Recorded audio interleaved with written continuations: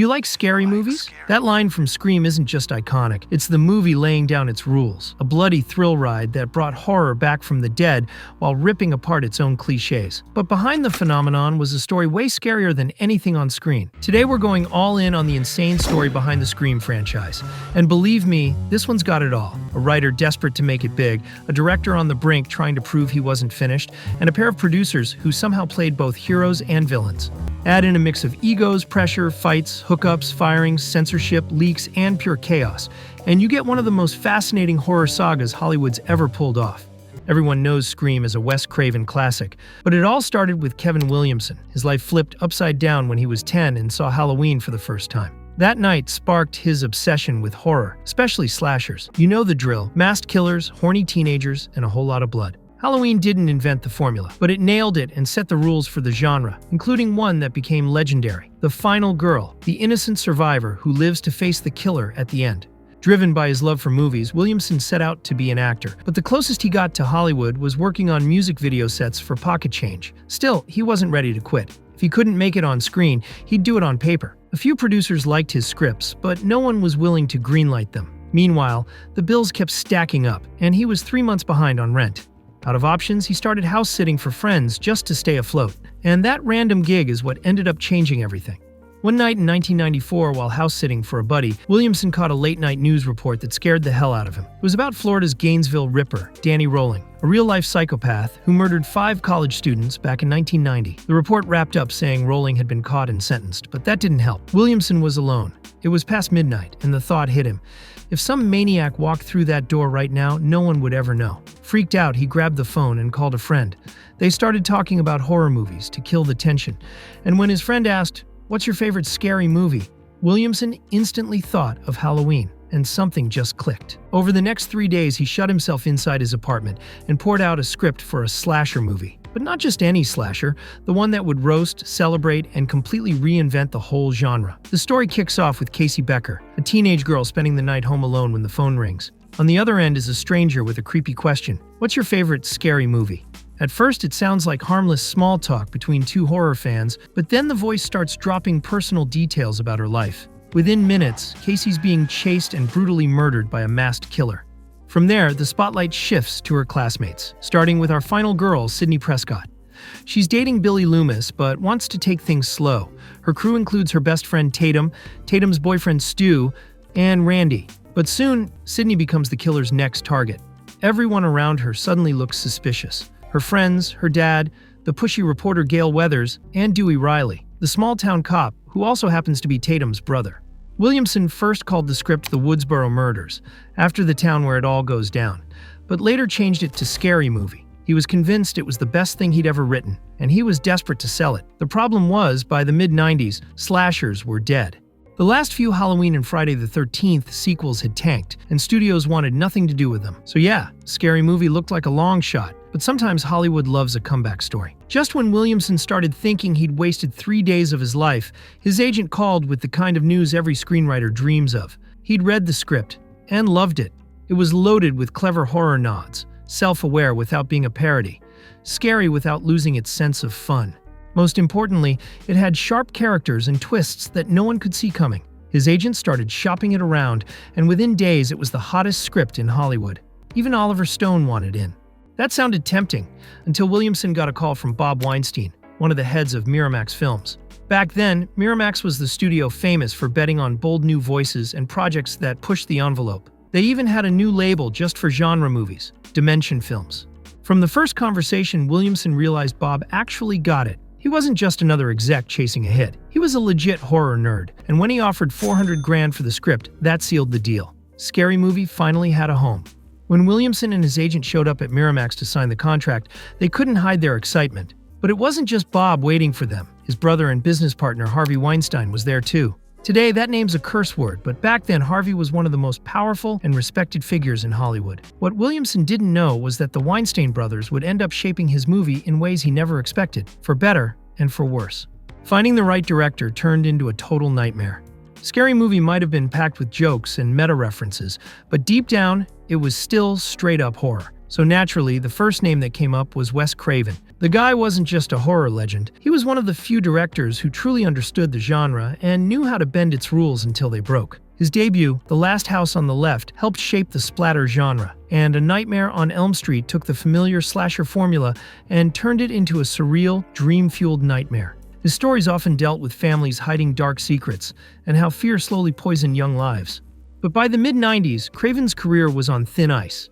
New Nightmare didn't get the reception he hoped for, and Vampire in Brooklyn, his horror comedy with Eddie Murphy, was ripped to shreds by critics and audiences. The back-to-back failures left him burned out and ready to walk away from horror altogether. Problem was, that was the only thing Hollywood wanted from him. Still, Williamson and the Dimension team were convinced Craven was the guy. He had the scares, the sense of humor, and the meta-touch scary movie needed. If anyone could bring the slasher back from the dead, it was him. But when they reached out, Craven was already locked into another project, a remake of Shirley Jackson's The Haunting. Not exactly his passion project, but it was steady work, and right then, he couldn't afford to say no. Williamson was crushed, but Dimension wasn't ready to give up just yet. They started hunting for another director. First on the list was horror legend George A. Romero, but after reading the script, Romero thought it leaned too much into comedy. Next, they tried Sam Raimi, the guy who'd perfected horror comedy with Evil Dead. But he passed too. The script just didn't grab him. Running out of options, they reached out to some wild cards outside the horror scene. Robert Rodriguez and Danny Boyle. Both said no. Neither wanted to go anywhere near a slasher.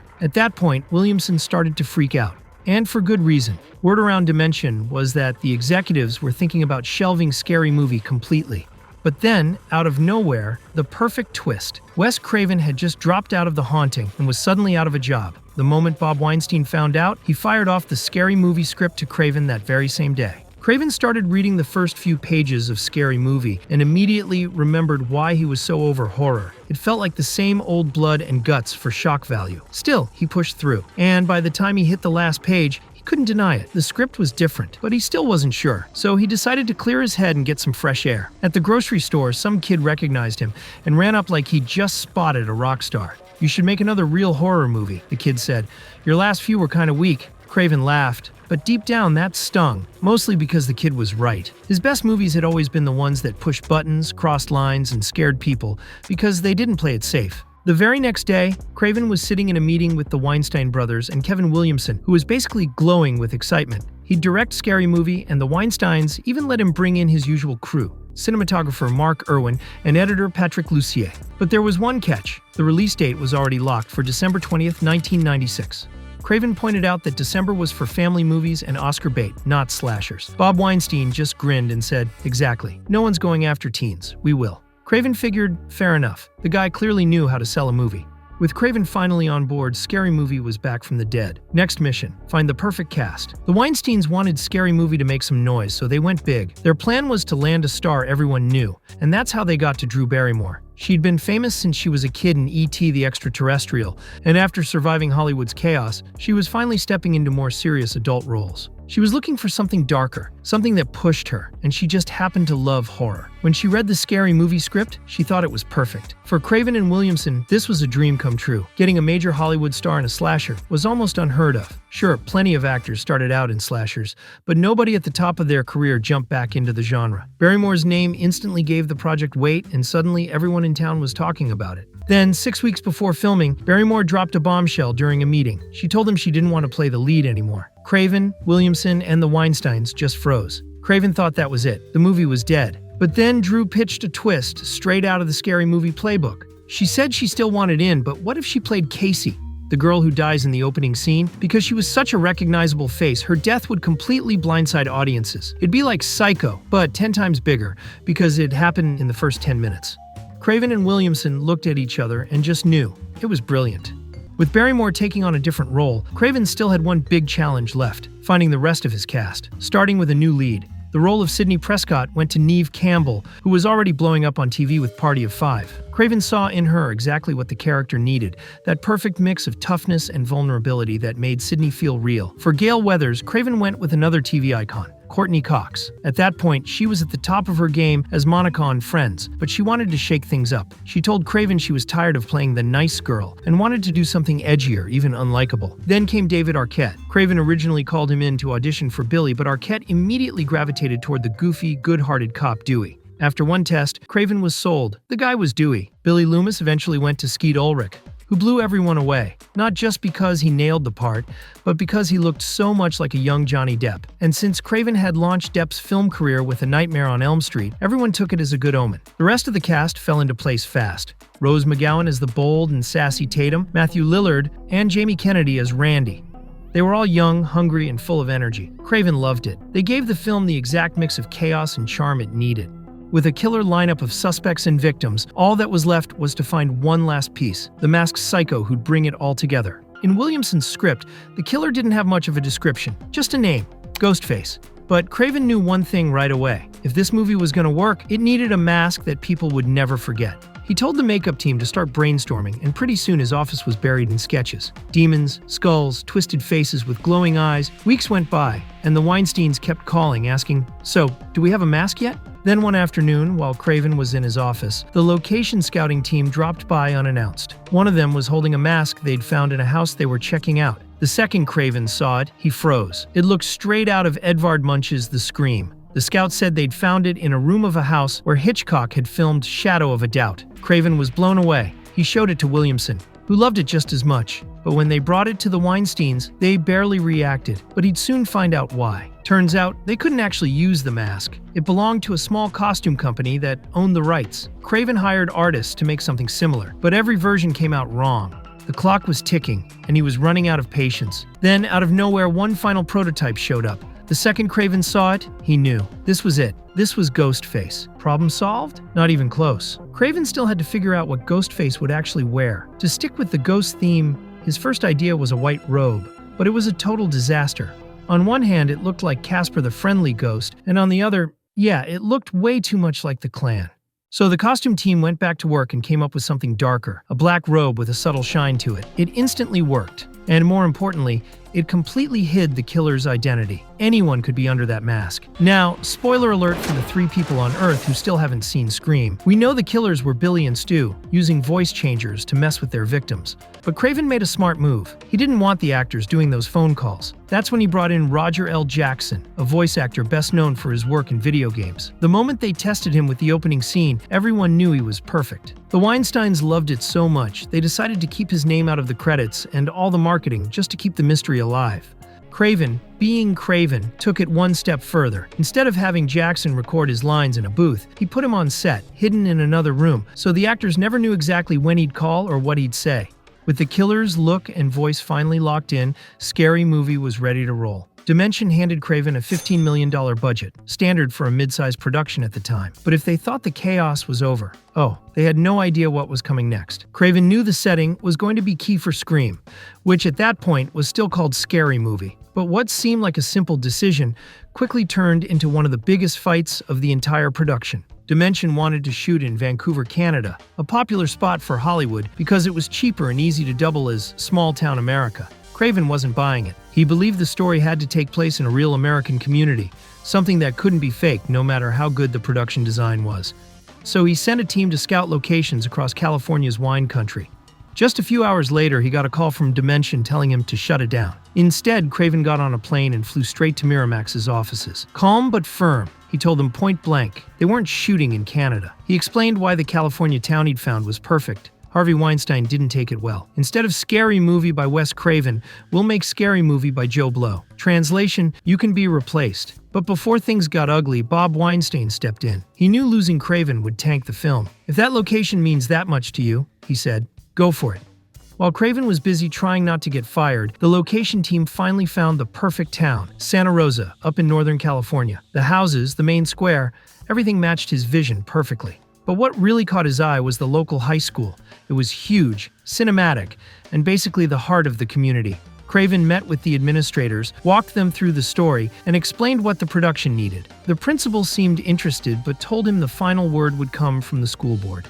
Craven agreed to send over the script, assuming they'd be just as excited. Big mistake. A few days before filming, the Scary Movie crew got a call from the Santa Rosa School Board. They'd read the script and thought it was revolting, accusing it of glorifying violence against teenagers. They demanded the principal shut down the shoot immediately. And their outrage wasn't coming out of nowhere. Just a few years earlier, a nearby town had gone through a horrific case. 12-year-old Polly Klaas had been kidnapped and murdered. Her killer, Richard Allen Davis, was finally on trial right as Scary Movie was heading into production. That's when Scary Movie stopped being just a horror movie and turned into a full-blown controversy. City officials held a public hearing so locals could vote on whether the production should even be allowed to film there. People showed up furious, arguing that the movie glorified violence and would corrupt kids. One college professor even gave a speech about how violent media supposedly damages young minds. By the end of the night, the vote was in, and the high school officially banned the shoot.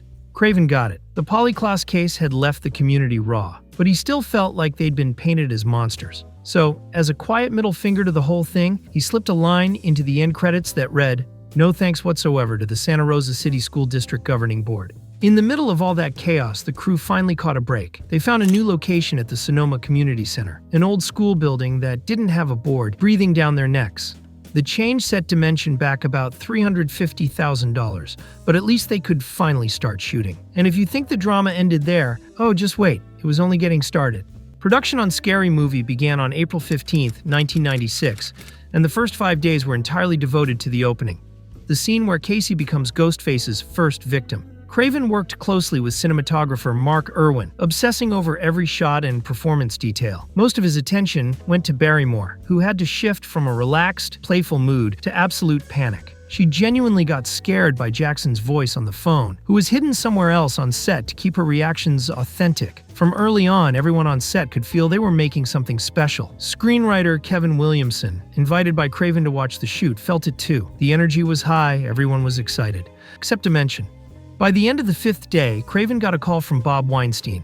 He'd heard they were still filming the opening scene, which meant they were already off schedule. Craven tried to explain that he wanted to take his time and get it perfect, but Weinstein wasn't convinced. 5 days for an opening scene was too much, he said, and then he dropped the bombshell. He wasn't even sure the mask was scary enough, and was thinking about halting production until they found a better one. Craven was dead set on proving Dimension wrong. He teamed up with editor Patrick Lussier to cut together a rough version of the opening scene and sent it to the studio. 2 days later, the phone rang. Craven was bracing for bad news, maybe even a production shutdown. But instead, Bob Weinstein was over the moon. They loved it. The reveal of the masked killer had literally made his blood run cold. For the first time, Craven could finally breathe and get back to work, at least for a while. At the start, the vibe on set was amazing. Craven had built this relaxed, creative environment where everyone, Campbell, Ulrich, Lillard, gave it their all. Even Cox and Arquette hit it off instantly. Craven was having fun too. He even popped up for a quick cameo dressed like Freddy Krueger, his own creation. Another clever meta-nod written into the script. But the real test came with the third act. The house party at Stu's place. That's the part where Sidney and Billy finally hook up. Randy lays out the rules of a slasher movie, bodies start dropping, and the true face behind Ghostface is revealed. The crew nicknamed it Scene 118, and it took 21 freezing, sleepless nights to get it done. The cast had to run, fight, scream, and stay covered in fake blood night after night. It became legendary as the longest night in horror movie history.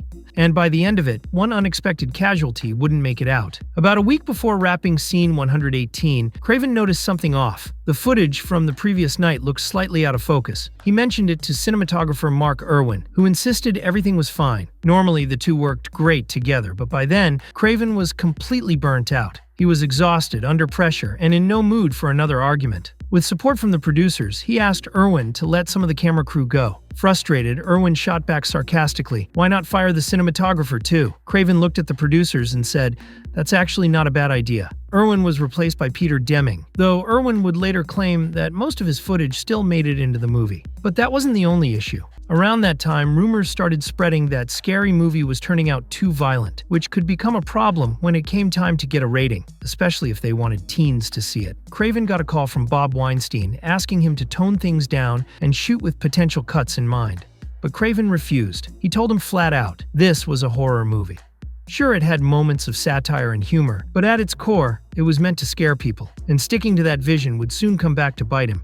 Even through those endless freezing nights, there was still room for some last-minute inspiration. In the original script, Dewey was supposed to die at the hands of Ghostface, sticking to that classic slasher trope where cops never make it out alive. But Craven saw something different in David Arquette's performance. He'd brought this awkward, lovable energy to the role, the kind of warmth that made the story feel human. So on the very last day of filming, Craven decided to shoot one extra take, one where Dewey actually survives. Filming for scene 118, and for Scary Movie as a whole, finally wrapped on June 8, 1996. The cast was completely drained. They gathered their fake blood-soaked costumes and tossed them into a bonfire. The crew even made shirts that read, "I survived scene 118. Everyone had endured one of the toughest shoots in horror history. Williamson couldn't have been more grateful to Craven and the cast. They'd quite literally pulled him out of financial ruin. But just when Craven thought he'd finally earned some peace in post-production, things were only about to get worse.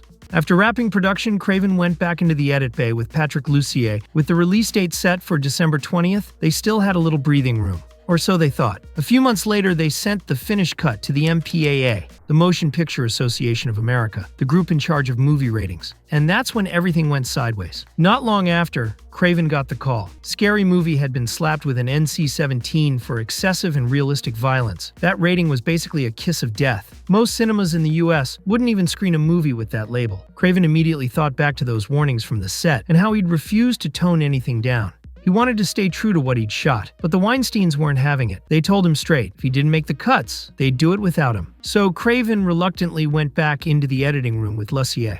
Together they trimmed the gore, cut back the stabbings, even softened the sound of the kills, anything to bring it down to an R rating. But when they sent it back to the MPAA, it came right back with another NC-17. For months, Craven kept cutting down bits of the film. A second here, a few frames there. In total, he sent Scary Movie to the MPAA 9 times. At one point, a board member flat out told him, "You're never getting an R."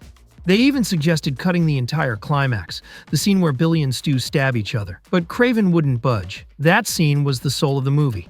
Meanwhile, he had the Weinsteins on his back, pushing him to cut even more so the film could appeal to a wider audience. Craven stood his ground. He wasn't about to turn it into a watered-down slasher just to make it easier to market. Desperate, he started writing letters to the MPAA himself, even calling their offices to ask what it would actually take to get that R rating. And all the while, the release date kept getting closer. After sending the 9th cut, Craven got called into an urgent meeting at Dimension. He walked in ready for another fight. But this time, the mood was completely different. The Weinsteins were thrilled. The MPAA had finally granted Scary Movie an R rating. Bob Weinstein later admitted he'd called the board personally, asking them to take another look and reminding them that this wasn't a straight horror movie. It was a satire, a film where the comedy was just as essential as the kills. Craven finally breathed a sigh of relief until the Weinsteins told him the movie would no longer be called Scary Movie. He frowned. That title perfectly captured the mix of horror and self-aware parody he'd envisioned, but Bob Weinstein said it would now have a shorter, punchier, and more marketable name, Scream. Craven was confused and asked why. Harvey Weinstein explained that he loved Michael Jackson and had been obsessed with his recent hit, Scream. That gave him the idea to use it for the film. Craven couldn't quite understand such a sudden decision, but he admitted it sounded good, really good. It made sense. He told Williamson about it first, who was also puzzled at the beginning but eventually agreed. The movie was finished, rated, and had a new title. Now it was time to see if it would find its audience. Scream hit theaters on December 20th, 1996. Craven, Williamson, and the cast were thrilled. They knew this was a huge moment for everyone involved. But there was one question nobody could shake. Who releases a horror movie at Christmas? Not even Christmas-themed slashers like Silent Night, Deadly Night came out that time of year. And just to make things worse, Variety published a piece about the season's releases and confidently predicted it would flop. The Monday after opening weekend, Craven asked for the numbers, and his fears were confirmed. Scream came in 4th at the box office, pulling in $6.4 million on a $15 million budget. To make matters worse, he heard that cast and crew members who went to early screenings found theaters nearly empty. The first reviews didn't help either. Several critics claimed the movie had officially ended Craven's career. He called it discouraged Kevin Williamson, who sounded resigned to going back to house sitting. Neither of the Weinsteins picked up the phone. There was no doubt Scream had been a commercial and artistic disaster until a kind of Christmas miracle arrived. In its second week, the box office numbers were exactly the same. By the third week, the film began to climb the charts, earning more and more each day. Word of mouth was spreading fast. Craven and Williamson visited a few theaters and saw it for themselves. The audience was completely absorbed by the story, the characters, and the twists. Horror fans went crazy for the film's meta approach and embraced it as a new gem of the genre. In the end, it grossed $172 million worldwide. The success of Scream revived horror cinema, especially the slasher. It led to films like I Know What You Did Last Summer, an urban legend. It also inspired parodies, the most famous being the one that inherited the project's original title, Scary Movie. That film became a classic in its own right, giving us iconic moments like Ghostface shouting, "Bazaar!" As for Scream, Craven and Williamson reunited with Campbell, Arquette, Cox, Ulrich, Lillard, and the rest of the cast and crew to celebrate. All the sacrifice and pressure had been worth it. The now overjoyed Weinstein brothers also joined the celebration, bringing explosive news. They wanted a sequel, with a $24 million budget and a release date set for December 12, 1997. Yes, they had less than a year to make it.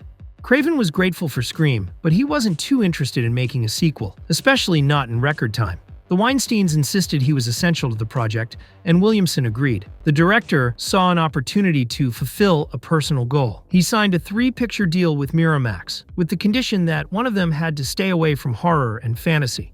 Williamson, on the other hand, was immediately excited. In fact, the Scream script already included a treatment for a possible sequel. He then delivered a script that satirized slasher sequels.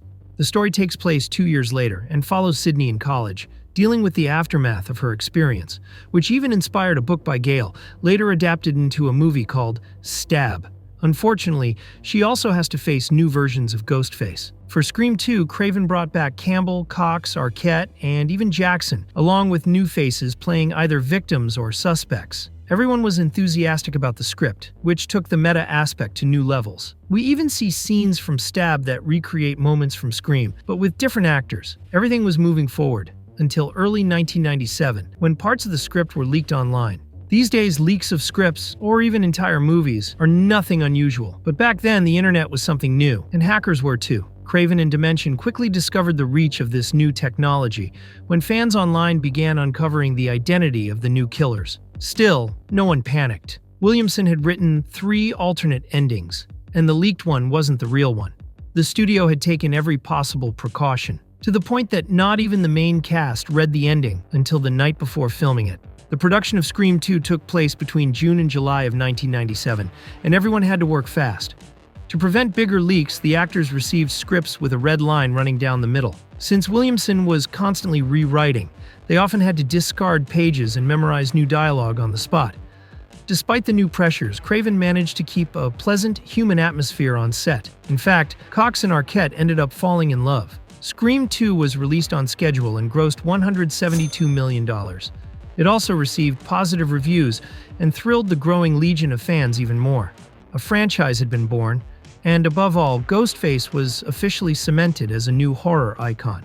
Craven was pleased with the success of Scream 2, and even more so when the Weinsteins kept their promise. They let him direct Music of the Heart, a drama starring Meryl Streep. It gave the director a chance to take a break from the genre before returning for Scream 3, where new problems awaited. When it was time to move forward with the third film, the team took a hard hit when Williamson stepped aside. His greatest success had turned him into a major name in Hollywood. Besides writing other movies, he created Dawson's Creek and directed his first feature, Teaching Mrs. Tingle. He submitted an 8-page treatment for Scream 3, but Dimension brought in a new writer, Aaron Kruger. After reading Williamson's outline, which brought the story back to Woodsboro for the filming of Stab 3, Kruger thought it would work better if the story took place in Hollywood, where Sydney, Gale, and Dewey would face Ghostface on sets that recreated their hometown. Craven and the cast weren't happy at all with Williamson's departure, whom they considered the heart of Scream. The director was also displeased when the Weinsteins asked for a less bloody film, one more focused on humor. They were tired of dealing with the MPAA. Craven told them that they either made a Scream movie or something completely different. The Weinsteins explained that the United States was still shaken by the Columbine massacre, and Hollywood as a whole was toning down the violence in its productions. Despite the general frustration, Craven and his team worked tirelessly on Scream 3. Along with the constant pressure to make the film more parodic, the director also had to deal with the limited availability of the main cast. Campbell had other commitments and could only shoot for 20 days, which forced Craven to give more focus to Gale and Dewey. In fact, Cox and Arquette had just gotten married and had to postpone their honeymoon to join the production. Even with all the new challenges, Scream 3 turned out to be another success. Though with smaller numbers, it grossed $161 million on a $40 million budget. The reviews were mixed, and many agreed the formula was starting to wear thin. For a while, it seemed the saga would end as a trilogy, but Ghostface wasn't done yet. At first, the idea of a fourth film sounded like a fantasy. The relationship between Craven, Williamson, and the Weinsteins was uncertain after their experience on Cursed, a movie about werewolves. The production was a mess. Craven had to reshoot almost the entire film because of Dimension's constant demands. It was a long and exhausting process, one that deserves its own video. For a while, each member of the Scream team focused on their own projects. But fans kept asking for more Ghostface. They wanted to see Sidney, Gale, and Dewey again. The Weinsteins took note. After leaving Miramax, they founded the Weinstein Company and obtained the rights to make new sequels. Craven was surprised when the Weinsteins called him, since he never expected to work with them again. The three made peace, but the director was clear. He would only make another Scream if the script was as strong as the first one. He also asked to bring back the blood and intensity of the original. That's why they called Williamson. He was still busy, but they agreed to wait until he was free. The writer had never forgotten the creation that had pulled him out of poverty, so he accepted. Craven had no trouble bringing back Campbell, Cox, and Arquette, and also selected a group of new talents, something the Weinsteins had requested. The production was confirmed in 2010, and everything seemed to be going well, until the complications began. Craven and the cast started working from Williamson's script, which brought the story back to Woodsboro. Sidney returns to promote her self-help book, but soon finds herself hunted once again by new versions of Ghostface. The screenplay was a satire of remakes, fame culture, and the digital era, but the Weinsteins couldn't resist interfering. They wanted more humor, more jump scares. Tired of the same battles, Williamson quit halfway through production. The studio then hired Kruger, who was already familiar with the Scream universe. The pressure was so intense that he had to write overnight and deliver new pages every morning. Craven was furious. He had signed on to make Williamson's script, the one he believed in, and once again, the Weinsteins were changing the rules. Still, he kept his composure one more time. The constant rewrites also wore down the cast. They'd get new pages just hours before shooting. At one point, no one knew where their characters were headed. Campbell, Cox, and Arquette were hit hardest when they realized their roles had been cut down to give more screen time to the younger cast. A frustrated Craven ended up resigning himself to yet another unpleasant experience with the Weinsteins. He agreed to their requests to add more scares during post-production, and didn't oppose filming extra scenes to build more tension. Once the movie was finished, he walked away from them as quickly as he could, this time for good. Released in 2011, Scream 4 cost $40 million and earned $97 million, far below what its producers had hoped for. Still, fans praised the return of the film's brutality and even consider it the best sequel. It also became Craven's final film. He passed away on August 30th, 2015. It seemed like the saga had reached its end. But in slashers, there's no such thing as a final ending. In 2015, MTV released the Scream series. It introduced new characters and a different mask, but kept the same spirit. Although it gained a small cult following, many fans were still waiting for a fifth movie, something that seemed impossible at the time. In 2017, several women in Hollywood accused Harvey Weinstein of harassment. Among them, Rose McGowan, who played Tatum in Scream. The case led to the Me Too movement. The scandal also dragged down Bob Weinstein, who lost the Weinstein Company and fell from grace. The Scream saga remained in limbo until Spyglass Media Group acquired Dimension's catalog. Williamson was brought back to work on new sequels, this time as executive producer. That convinced Campbell to return, along with Cox and Arquette, who, despite being divorced, stayed on good terms.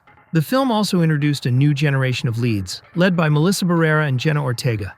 Direction was handled by Matt Bettinelli-Olpin and Tyler Gillett. The fifth film, Scream, yes, with the same title as the original, plays with the concept of requels, sequels that act as reboots. The gamble paid off. Made for $24 million, it grossed $137 million. It won over longtime fans, connected with a new audience, and moved everyone with its dedication to Wes Craven. Without wasting time, Spyglass greenlit Scream 6. The same directors and main cast returned, except for Campbell. The offer she received felt too low, and she believed she was worth more to the franchise. Her decision not to return forced the writers to rework the script, focusing on the characters played by Barrera and Ortega, who had just broken out with the series Wednesday. Despite some doubts, the film went on to gross $169 million, becoming one of the most successful entries in the saga. Everything seemed to be going great for Williamson and his team, until Scream 7 ran into trouble during pre-production. The studio had hired Christopher Landon as director, with Barrera and Ortega set to return. But in 2023, Barrera shared her views on the Israel-Palestine conflict, expressing solidarity with the Palestinian people. In response, Spyglass terminated her contract, citing a zero-tolerance policy toward anti-Semitism. Ortega left the project in solidarity, and Landon followed soon after. The controversy appeared to have killed the seventh installment, until Kevin Williamson himself stepped in to direct. And not only that, he convinced Neve Campbell to return as Sydney, and brought back other familiar faces. A twist fitting for a saga that began one night while he was house-sitting for a friend. Scream was born from the passion and determination of a true horror fan, and it grew into a phenomenon that went beyond the genre itself. It revived both a director and a subgenre Hollywood had long considered dead. Each film embodies that love-hate relationship between art and commerce. But, like Ghostface, it always gets back up for one more deadly strike. It was never meant to be a success. These days, when people think of Pennywise, they picture Bill Skarsgård in Andy Muschietti's movies.